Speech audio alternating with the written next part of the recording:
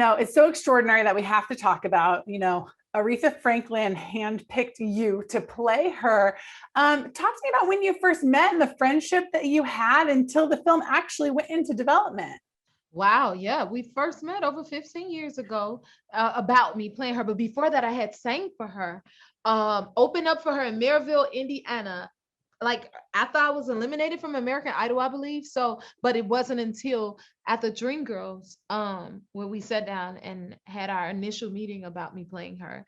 And after that, there was no script. And 8 years later, that's when she called and said, "I've made my decision. It is you who I want to play me." And 8 years later, after that, now here we are. So it's been a long time for me.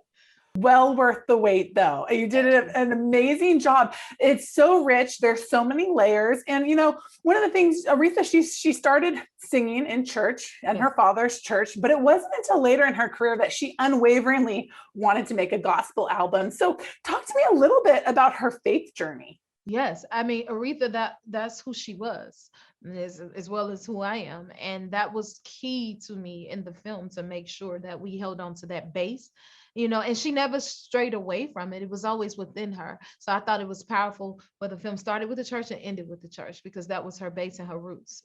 I want to sing what I want to sing.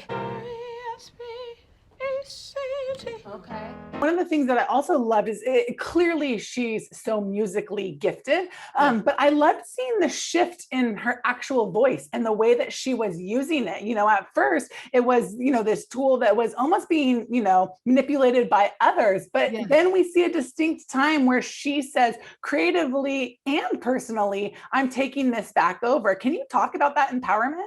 Yes, that is one of the biggest takeaways for me, in the story of watching someone with such a massive gift, such as a voice, and having to take it back and take ownership of that voice. And that's when we got our Queen of Soul.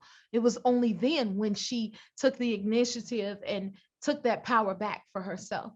And that's something that we saw she had to fight for. It's not given. And I'm sure as a beginning artist to later in life, those get opportunities are more afforded for you. Do you have a clear time when you felt like you had the opportunity to make your own decisions, or that decision-making power shifted to what your passions were rather than maybe what others had planned for you? You know what? That's how I feel right now. Again, that's the gift that I've taken from the film. Like, wow, it inspired me in that way.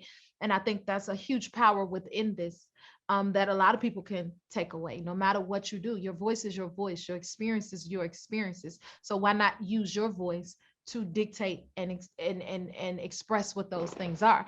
And that's what it's given me to want to own all of that much more. You can't help but draw on some of the parallels within the film, from the faith to the family to career and dealing with fame. For you, one of the things I thought was so interesting was this idea that music saves.